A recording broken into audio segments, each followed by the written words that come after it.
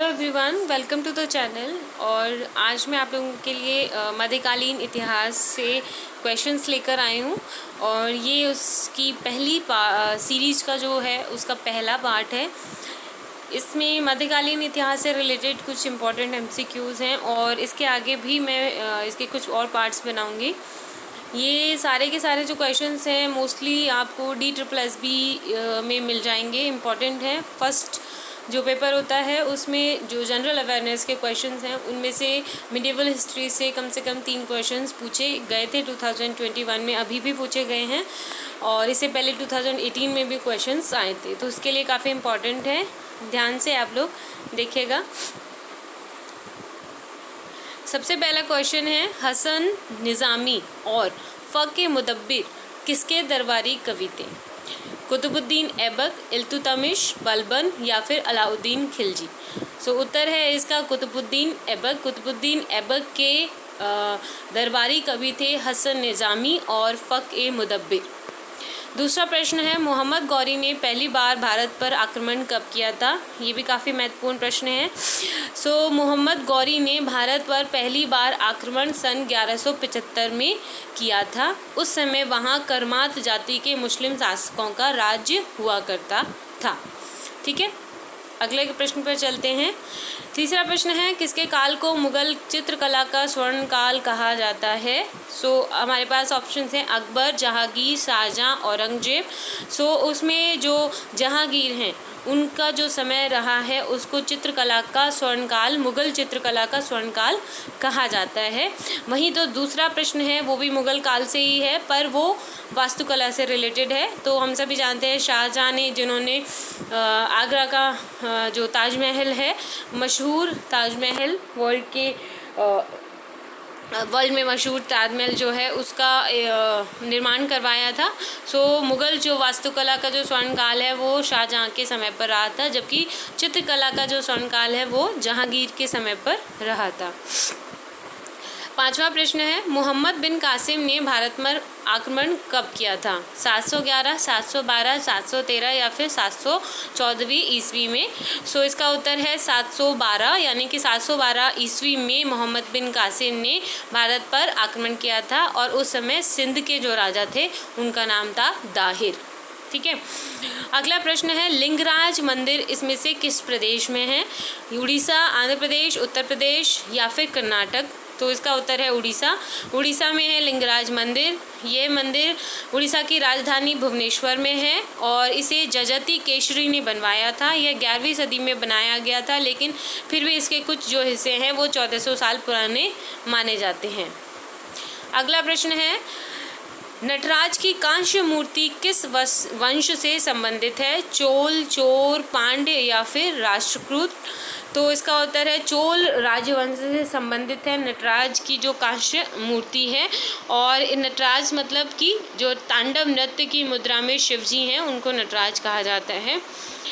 अगला प्रश्न है, अमोघ वर्ष किस वंश से संबंधित था?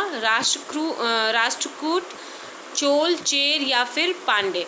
इसका उत्तर है राष्ट्रकूट। अमोघ वर्ष राष्ट्रकूट वंश का संस्थापक भी था। नवा प्रश्न है, ब्रिटेन की रानी एलिजाबेथ प्रथम किसके समकालीन हुआ करती थी? यानी कि किसके शासनकाल के दौरान ही जो रानी एलिजाबेथ प्रथम थी वो इंग्लैंड में शासिका थी। इसका उत्तर है अकबर। अकबर जब यहाँ भारत में शासन कर रहे थे तो उसी समकालीन एलिजाबेथ प्रथम भी शासन कर रही थी इंग्लैंड में। और एलिजाबेथ प्रथम 1558 से लेकर 1603 तक इंग्लैंड की रानी बनी थी और वह अकबर के समकालीन थी। 10वां प्रश्न है, अब्दुल कादिर बदायूनी, नकीब खान और थानेश्वर किसके दरबार में कवि हुआ करते थे? इसका उत्तर है अकबर। अकबर के ही दरबार में ये सारे लोग हुआ करते थे, जिनका नाम है अब्दुल कादिर बदायूनी, नकीब खान और थानेश्वर। 11वां प्रश्न है, किताब अल हिंद की रचना किसने की थी? तो किताब अल हिंद की रचना की थी अल-बरूनी ने।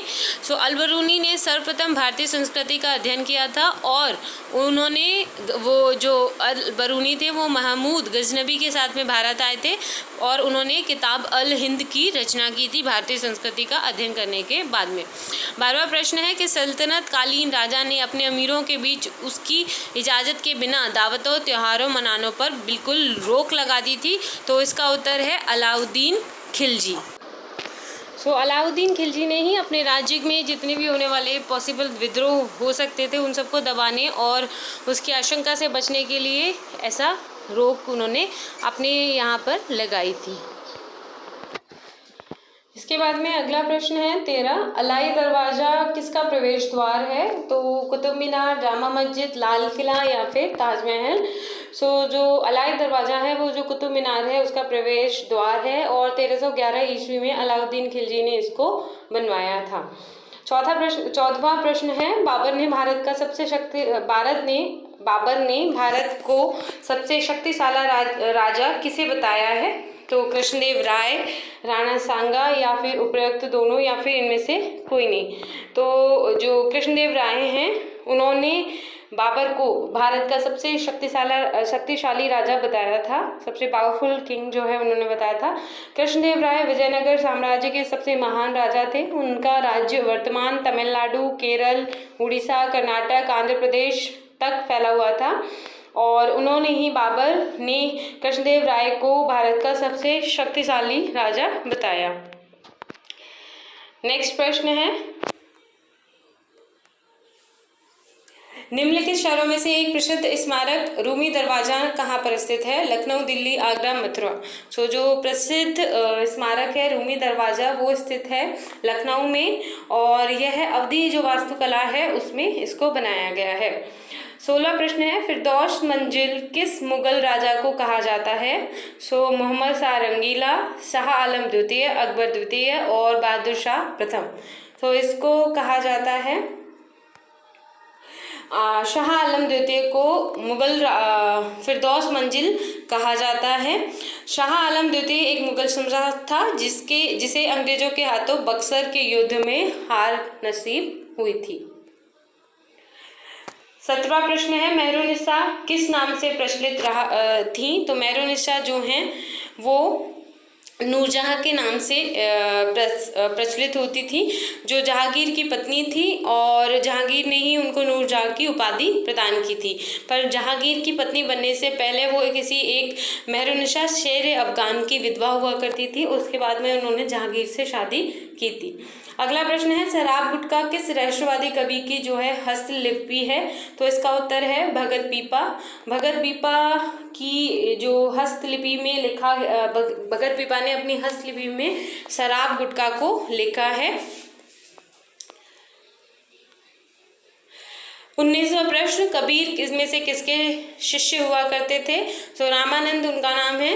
रामानंद कबीर के गुरु हुआ करते थे। कबीर रामानंद के शिष्य थे। रामानंद भक्ति काल के प्रमुख संत थे। कबीर के 12 शिष्य और भी हुआ करते थे जिनका नाम था अनंतानंद, शशुरानंद, सुखानंद, नारीदास, भवानंद, भगत पीपा, कबीर सेन, धन्ना, रविदास और 2 महिला शिष्य सुश्री और पद्यवती थे। और अंतिम प्रश्न है 20वां, अकबरनामा किस भाषा में लिखा गया है? तो उसका उत्तर है फारसी भाषा। फारसी भाषा में अकबरनामा को लिखा गया है और इसकी रचना अबुल फजल ने की थी। सो ये थे 20 प्रश्न आज के लिए मध्यकालीन भारत से।